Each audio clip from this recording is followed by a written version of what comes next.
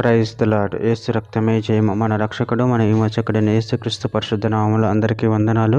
చిన్న ప్రార్థన ద్వారా ఉదయకాల వాక్యధ్యానం చేసుకుందాము. పరిశుద్ధుడ మహాగణుడైన దేవ యేసయ్య సర్వాధికారి నాయన మీకే వేలాది వందనములు కృతజ్ఞత స్తుతి స్తోత్రం చెల్లించుకుంటున్నాను దేవ ఉదయకాలం ప్రభువు వాక్య భాగం ధ్యానిస్తుంటే వాక్య భాగం మాకు అర్థమవులు సహాయం చేసి మీ కృపలో బలపరిచి స్థిరపరిచి మమ్మల్ని మీ మాదిరిగా నడిపించమని మీ చిత్తమును మా జీవితంలో నెరవేర్చమని మీ చిన్న ప్రార్థన యేసుక్రీస్తు పరిశుద్ధ నామములో అడిగి వేడుకుంటున్నాను తండ్రి. Amen amen. ద్వితీయోపదేశకాండం 18వ అధ్యాయం 18వ వచనము. వారి సహోదరులలో నుండి నీ వంటి ప్రవక్తను వారి కొరకు పుట్టించెదను, అతని నోటి నా మాటలు నుంచెదను, నేను అతనికి ఆజ్ఞాపించినది యావత్తును అతడు వారితో చెప్పును. ఆమె దేవుడి వాక్య భాగం దీవించునుగాక.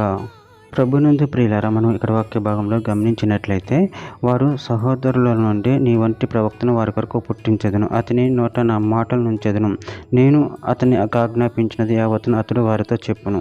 అదేవిధంగా వాక్య భాగంలో గమనించినట్లయితే మలాకి గ్రంథం 3వ అధ్యాయం 1వ వచనంలో, ఇదిగో నాకు ముందుగా మార్గం సిద్ధపరచుటకై నేను నా దూతను పంపుచున్నాను, మీరు వెతుకుచున్న ప్రభువు అనగా మీరు కోరు నిబంధన దూత తన ఆలయమునకు హఠాత్తుగా వచ్చును, ఇదిగో ఆయన వచ్చుచున్నాడని సైన్యములకు అధిపతి యెహోవా సెలవిచ్చుచున్నాడు.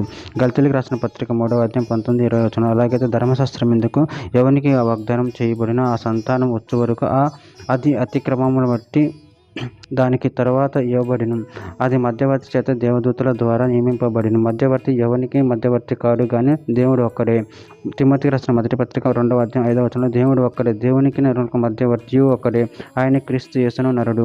హెబ్రీయులకు రాసిన పత్రిక 12వ అధ్యాయం 25వ వచనంలో, మీకు బుద్ధి చెప్పుచున్న వారిని నిరాకరింపకున్నట్లు చూచుకోండి, వారు మీ మీద నుండి బుద్ధి చెప్పిన వారిని నిరాకరించినప్పుడు తప్పించుకొనకపోయిన ఎడల పరలోకం నుండి బుద్ధి చెప్పుచున్న వారిని విసర్జించు మనము తప్పించుకొనకపోవటం మరి నిశ్చయము కదా. యోహాను సువార్త 12వ అధ్యాయం 49-50 వచనంలో, ఎలయనగా నా అంతటి నేను మాట్లాడలేదు, నేను మాట్లాడి ఏమనవలన ఏమి మాట్లాడవలన దానిని గూర్చి నన్ను పంపిన తండ్రి నాకు ఆజ్ఞాపించి ఉన్నాడు, మరియు ఆయన ఆజ్ఞ నిత్య జీవమని నేను ఎరుగుదును కనుక నేను చెప్పుచున్న సంగతులను తండ్రి నాతో చెప్పిన ప్రకారం చెప్పుచున్నాను.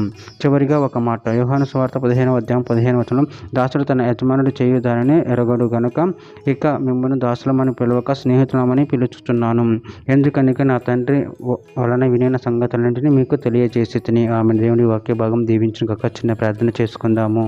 పరిశుద్ధ ప్రేమగల దేవ యేసయ్య, మీరు ఇచ్చిన వాక్యదాన్ని బట్టి ప్రభు కృతజ్ఞత చెల్లించుకుంటున్న తండ్రి నాయన, మీరు తండ్రి వల్ల ఉన్న సంగతులను మాకు తెలియజేసి మమ్మల్ని స్నేహితులను పిలుస్తున్నారు ప్రభు. అందరిని బట్టి ప్రభు కృతజ్ఞత చెల్లించుకుంటూ ప్రభు మీ ప్రేమ కృపలు మమ్మల్ని నిరంతరం కాచి కాపాడమని చిన్న ప్రార్థన యేసుక్రీస్తు పరిశుద్ధ నామములో అడిగి వేడుకుంటున్నాను తండ్రి. ఆమెన్.